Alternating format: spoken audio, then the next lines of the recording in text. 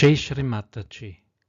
Also, when we look at other incarnations, our attention should always be with Shri Mataji.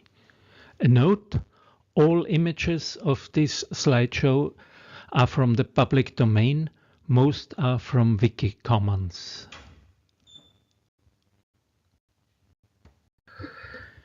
Here you see the title page of William Blake's book Jerusalem. It probably shows Sri Bhairava entering a dark corner of the left side with his celestial light. Sri Bhairava not only does clear the left side, he also guards the gates of hell.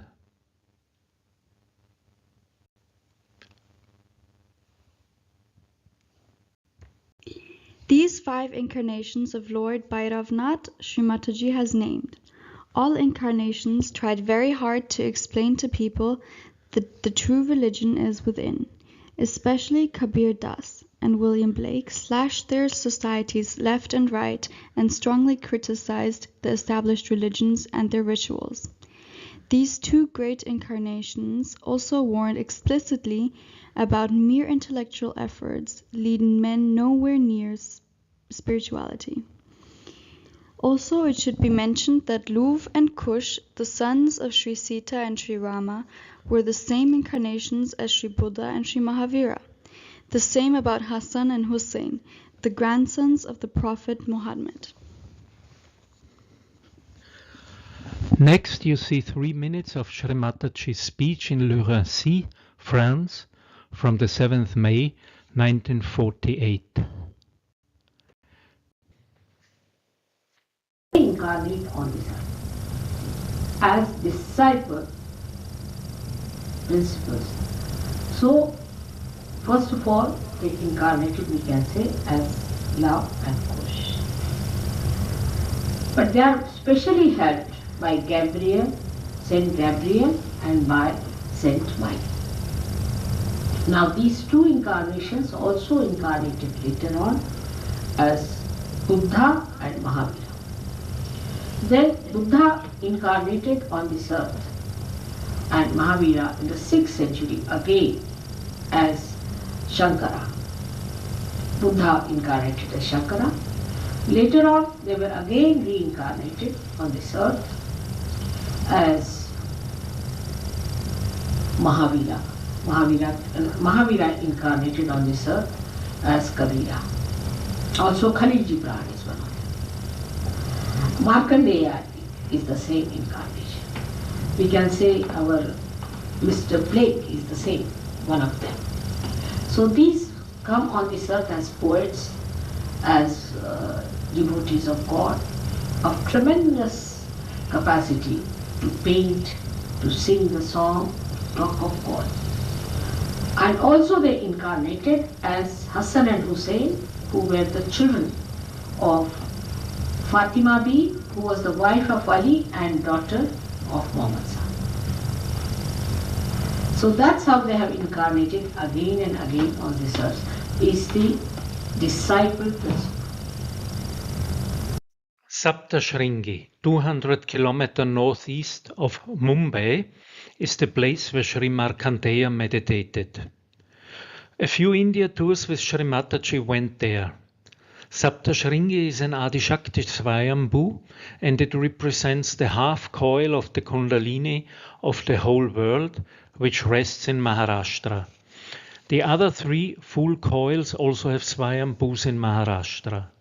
The Saint Markandeya lived 14,000 years back. According to the Vedic tradition, he even conquered death. He taught about wisdom and devotion to God. One of the 18 great Puranas, the Markandeya Purana, is his work. The Devi Mahatmyam, that we read for Navaratri especially, is a part of his Purana. Sri Mahavir lived in the 6th century before Christ, about the same time as Sri Buddha. Sri Mahavira worked on the left side, Sri Buddha on the right side, both on the Agya level. Mahavira talked about hell to warn people. Also, he mentioned tapas, renunciation, because this is to be achieved on the Agya level. The Jain religion regards him as its founder. A central theme is ahimsa, non-violence. It is also important in Buddhism, of course. Asceticism and respect for other people and their opinions are all other themes of Sri Mahavira. Of course, later on, a mess was made out of his teachings, like in all religions. Satya, truth and truthfulness, is important, he said. However, the truth must be harmless for those it is told. William Blake said the same in a couplet. A truth that is told in bad intent beats all the lies you can invent.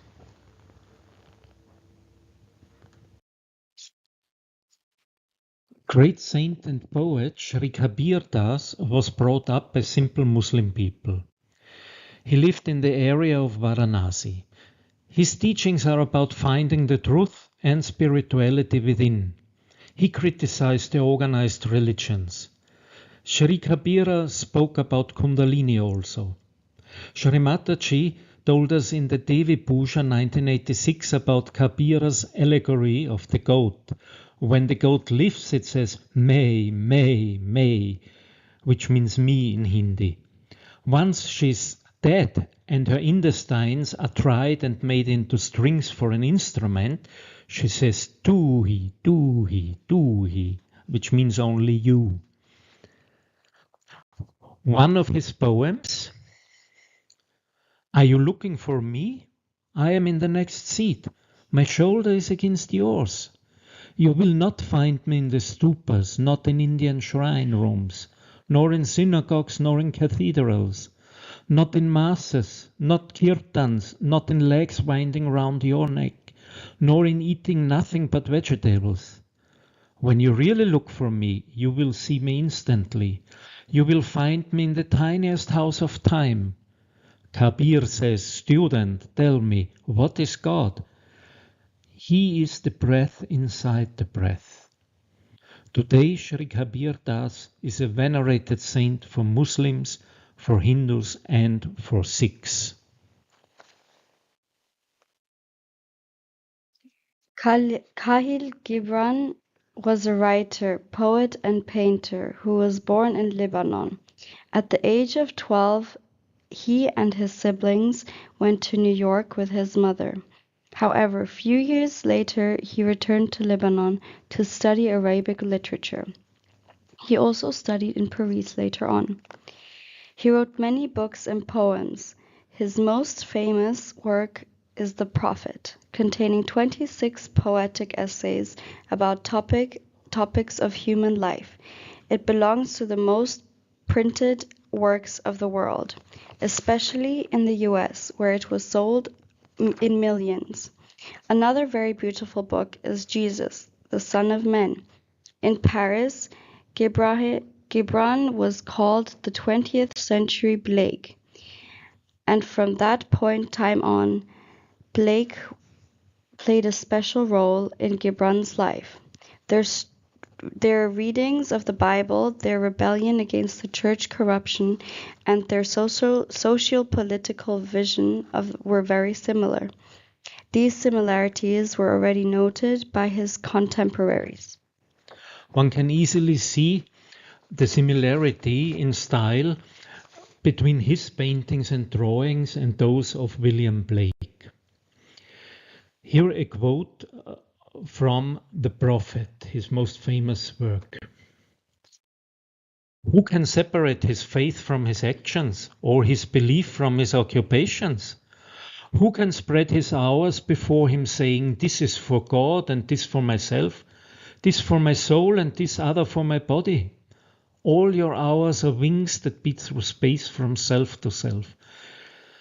He who wears his morality, but as his best garment, were better naked. The wind and the sun will tear no holes in his skin. And he who defines his conduct by ethics imprisons his songbird in a cage. The freest song comes not through bars and wires. And he to whom worshipping is a window, to open but also to shut, has not yet visited the house of his soul, whose windows are open from dawn to dawn. Your daily life is your temple and your religion. His paintings were exhibited in many galleries all over the world at his lifetimes. Blake said, "This life's dim windows of the soul distorts the heavens from pole to pole, and leads you to believe a lie when you see with, not through, the eye," from the Everlasting Gospel of Blake. Gibran said about beauty, "But rather an image you see though you close your eyes, and a song you hear though you shut your ears." A note: all images from the public domain, most from the Wiki Commons. J. Shri. William Blake was born on the 28th of November 1757 in 28 Broad Street, Golden Square, Soho, London. From 1772 he stayed with the renowned engraver James Bessiah as apprentice. He lived with his master's family and the other apprentices, as was common then. His father had to pay for his apprenticeship. In 1782 he married Catherine Bourgeois. During the years he taught her to read and write, and also painting and how to handle the printing press. His first vision came to him as a child. He saw a tree full of angels in the fields outside the city. His works were not well accepted. He could not make a living from his own created artworks. He also worked as an engraver for artists and publishers. Lithography was not invented then. Engravers were needed if a book was to be printed with illustrations or copies of paintings. Here is an example of such a commercial work he did. He engraved the tables for The Complaint and the Consolation, or Night Thoughts, by Edward Young. He did that in 1795 and 1796. Blake made more than 500 watercolor drawings around pages of the first edition of Young's poem, inlaid into album sheets. He engraved 43, which were published with the first edition in 1797. Blake also designed his images. More often the engraver got designs from other artists or the author, which he should copy as engravings correctly.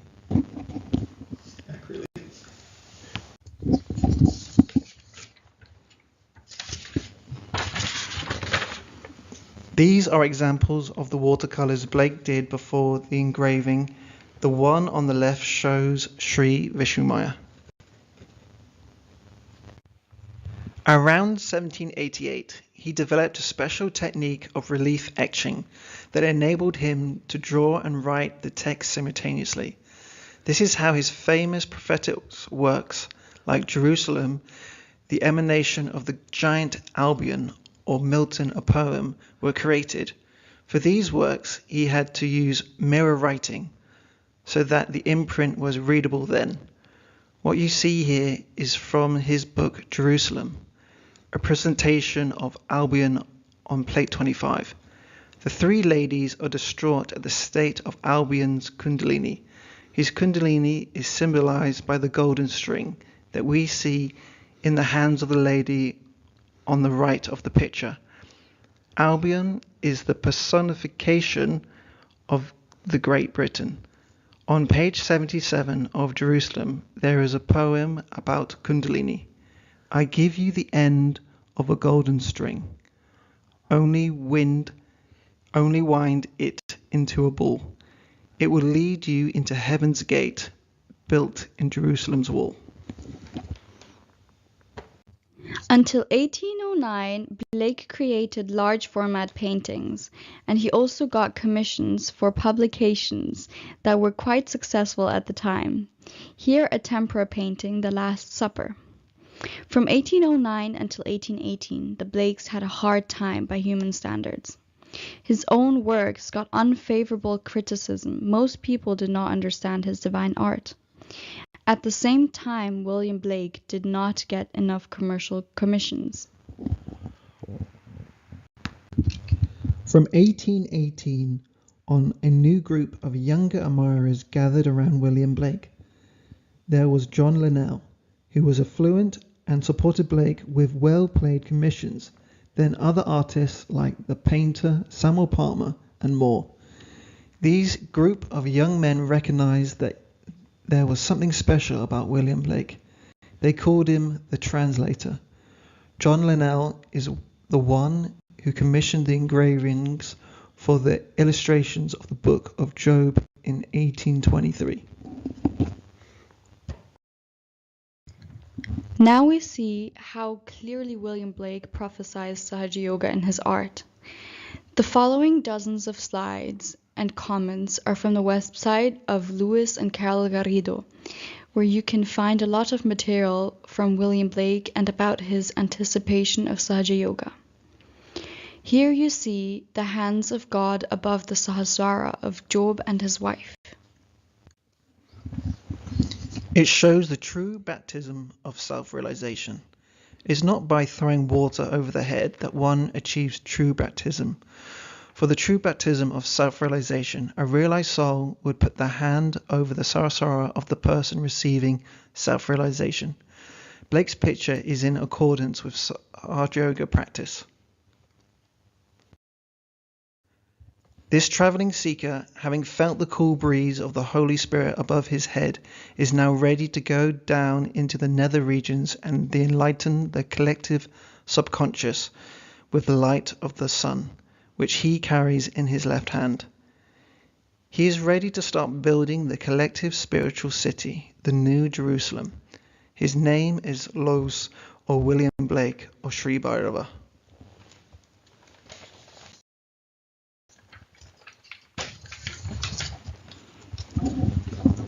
This beautiful picture of a devotee reading a holy book is self-explaining. The Mother of Christ is placed on a pedestal, and Christ is shown with his hands outstretched, just like someone who's feeling the vibrations. Blake's watercolor is entitled Patrice in the Car. Patrice is on the left and Dante is on the right. Sri Mataji commented on his painting and explained that Patrice is the representation of the seeker's own Kundalini and that Dante represents the seeker of truth. Note, Patrice is wearing a crown while giving blessings with her hands. Dante, the seeker, has his hands outstretched, receiving vibrations. Blake's vision of Christ interceding on behalf of Adam and Eve during the expulsion from paradise.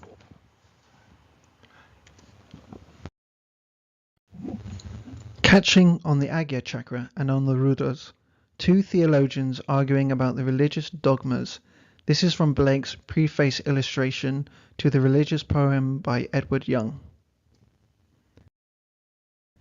In the book of Genesis, the serpent became a symbol of temptation.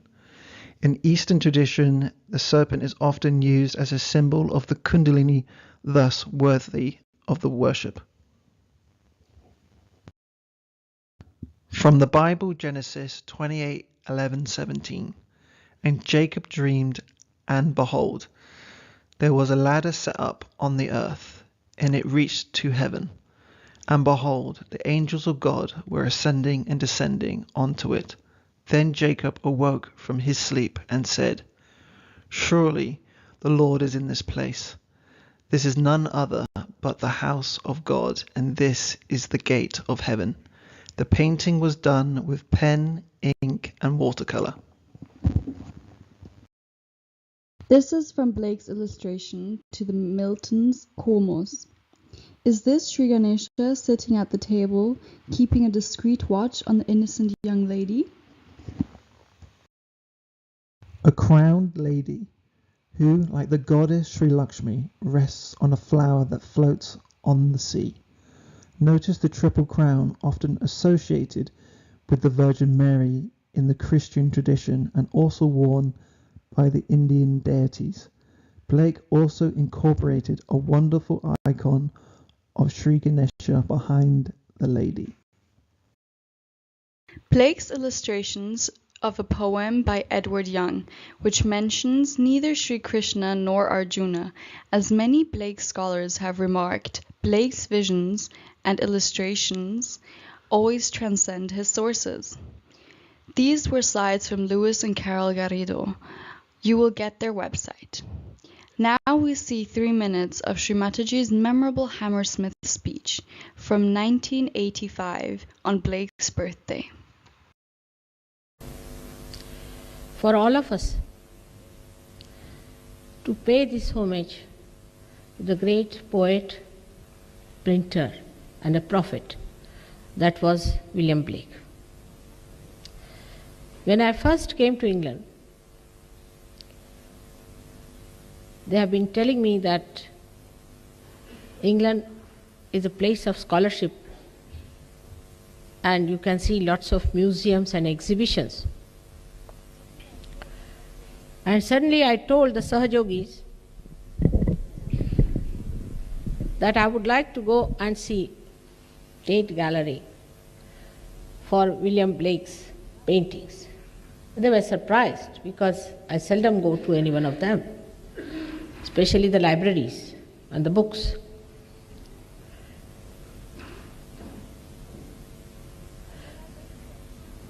And when I went there, I saw this great poet, this great personality, pouring out his heart with such concern, with such honesty, with such understanding and perception of the divine to the people of England, to understand the great powers of divinity. But to my surprise, there were some funny people. They had brought some magnifying glasses and they were looking at the drawings and were watching the private parts of people. I said, look at these wretched, absolutely baser people who cannot see the sublime, the highest, which he wanted to paint. And they were taking photographs. I was surprised the way people reacted. And then I realized how tormented he must have been in his lifetime to live with such people who have no sense of divine. He must have cried in the wilderness. He must have wept. He could not have been accepted. It's impossible. Such low-level minds cannot accept something that's sublime and great. And my heart bled with pain. Oh God, why did he take his birth in a place like this? To torment himself, to torture himself, saying something which cannot be accepted. But it's not so. I knew who he was, what he is doing, why he was here. We do not know about him much, because from the books you can't understand who he could have been. He was an incarnation of Bhairavnath. That's whom you call the Saint Michael or Saint George, who is, as you know, the saint, angel of England. That's why he had to incarnate. And for him, this was his role, to talk about divine in an open, fearless manner. He had to use symbolic language. He had to use.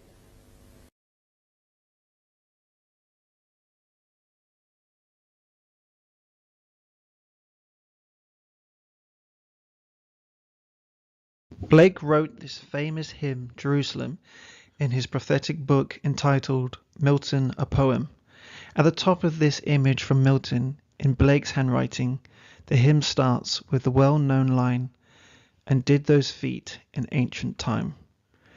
At the bottom of this image, again in Blake's handwriting, we read the biblical quote, "Would to God that all the Lord's people were prophets." I wish that all the Lord's people were prophets. That means in modern English. Nothing else he says than all people should become sahajayogis.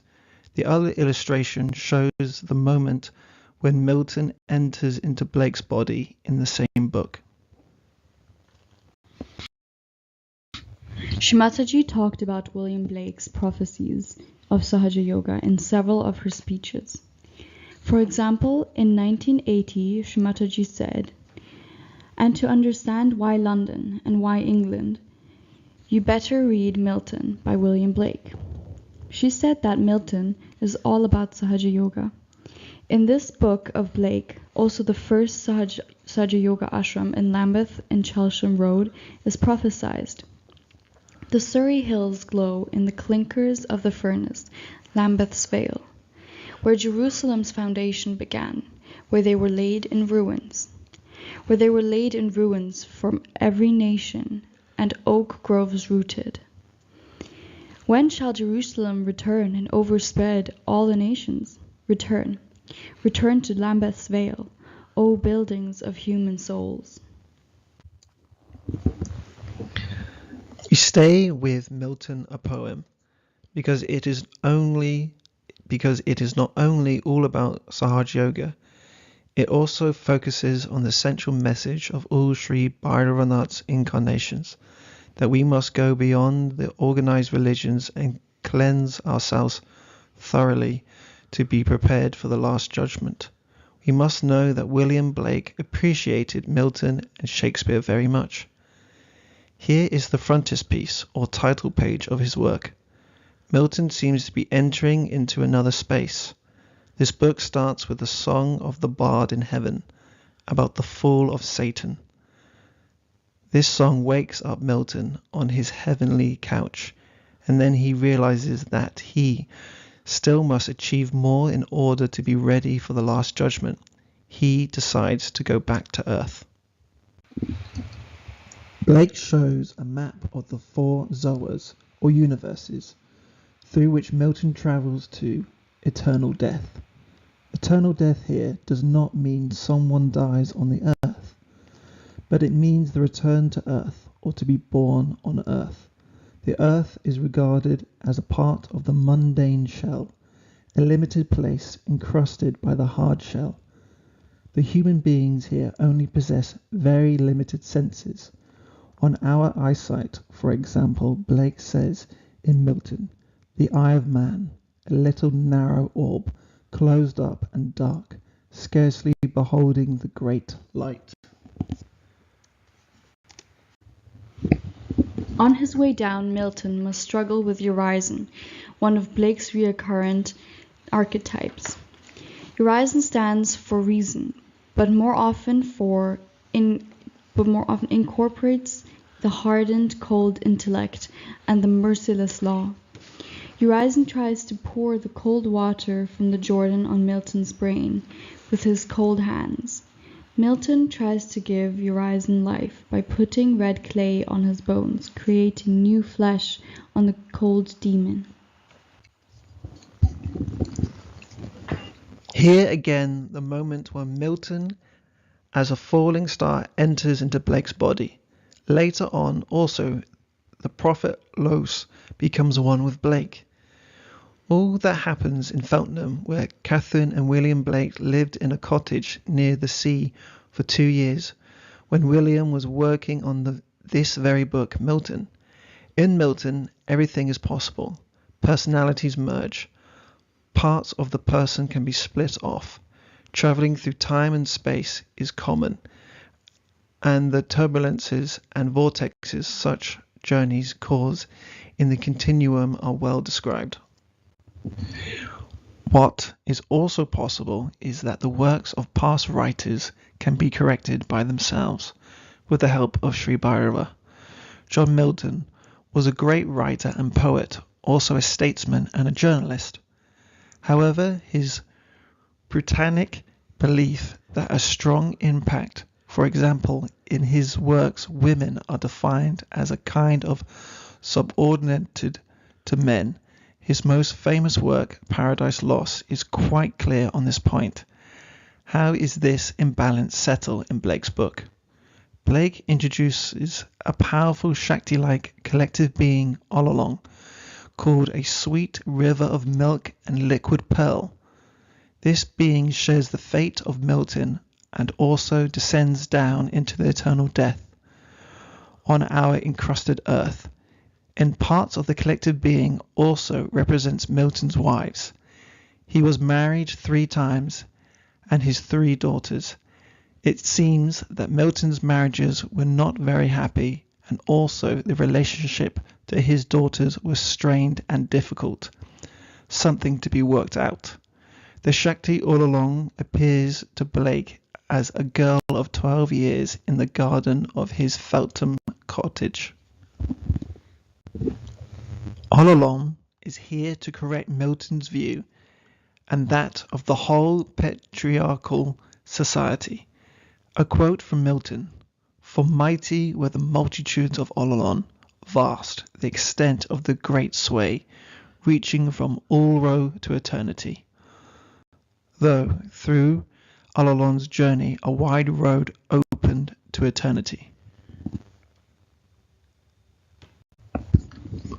Milton has realized the need for correction.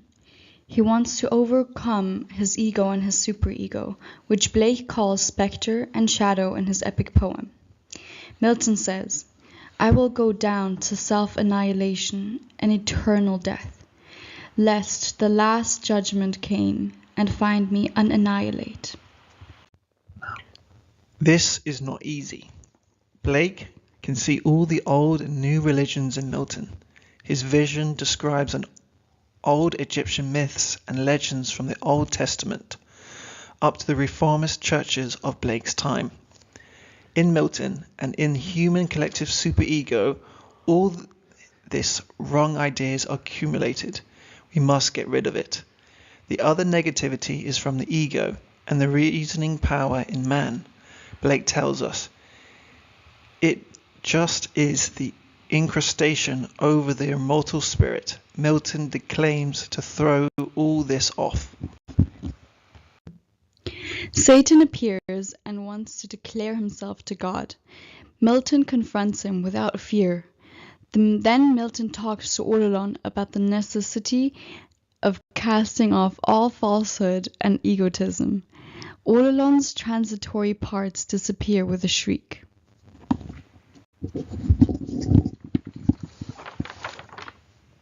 The accumulation point of the narrative of the Starry Seven, the 7 deities, appear on Blake's path in Feltham, burning bright like the sun. Jesus appears. The clouds of Ololon turn into the words of the divine revelation.